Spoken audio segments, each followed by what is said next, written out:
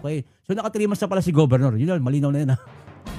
3 buwang panunungkulan. Ayan, malinaw na yan. Sa bayan po ng Laguna ni Governor Sol Aragones. Narito ang balita ni J. Martin.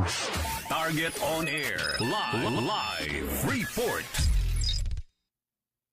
Itinatag ni Governor Sol Aragones ang isang malinaw at tapat na direksyon para sa lalawigan ng Laguna. Isang pamumunong nakabatay sa malasakit at katapatan at mabilis na pagkilos sa unang 100 days ng kanyang panunungkulan. Nakita ng mga Lagunense ang konkretong katapatan ng mga pangako at mga reformang magtatagal para sa ikabubuti ng bawat Lagunense.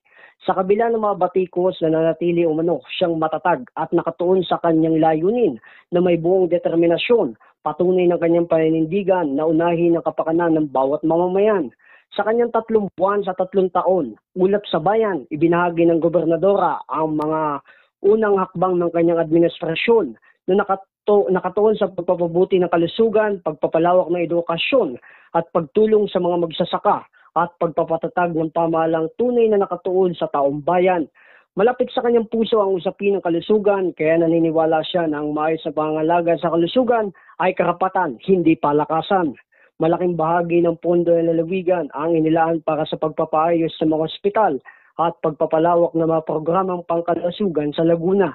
Kabilang dito ang pagpapatayo ng mga dialysis center at mahigpit na ugnayan sa mga health expert upang matugunan ang pangailangan ng mga mamamayan. Bilang pagpapatibay ng kanyang paniniwalang ang kalusugan ay dapat abot kamay ng lahat. Sa pamagitan ng akay ni Gov. Butika, mahigit 5,000 residente na ang nabigyan ng libreng maintenance sa gamot. Anya, pagdating ng Pebrero, ang buong lalawigan ng Laguna, mayroon ng akay ni Gov. Butika bilang patiyakan na maabot ng programa ang bawat bayan ng Laguna. Isa sa mga pangunahing prioridad ang edukasyon, palalawakin ang eskolar ng Laguna sa 20,000 benepisyaryo sa susunod na taon. Tatanggap ang bawat eskolar ng 14,000 kada taon mula sa dating 12,000. Kailangan dumaan sa tamang proseso ng pagpaparehistro at maipasa ang qualifying exam upang matiyak ang patas na oportunidad. Pinalakas din ang suporta sa mga magsasaka sa tulong ng Department of Agriculture na magbibigay ng kagamitan at pagsasanay. Direktang bibilhin ng pamahalang palalawigan ng palay mula sa mga magsasaka hanggang 15 pesos bawat kilo. Halos doble sa karaniwang presyo upang matiyak ang patas na kita at matatag na kabuhayan. J. Martin ng Target On Air, nag-uulat para sa DCM 1530, ang Radyo TV. Target On Air. Live report.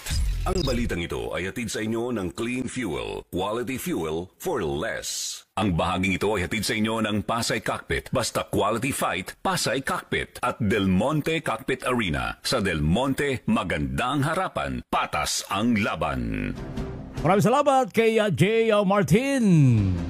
So 3 months na pala si Governor Aragones, ha? Napakadali pong ma-interview rin po ni Carex. Kaya kapag si Carex po tumatawag yun, hindi po makakahindi. Kaya sa mga susunod na araw, si Carex po naman mag-interview dyan, ano? Para malaman po ninyo yung mga projects pa ni Governor Sol Aragones po sa bayan po, sa lalawigan po ng Laguna. Nakaka-3 buwan na po.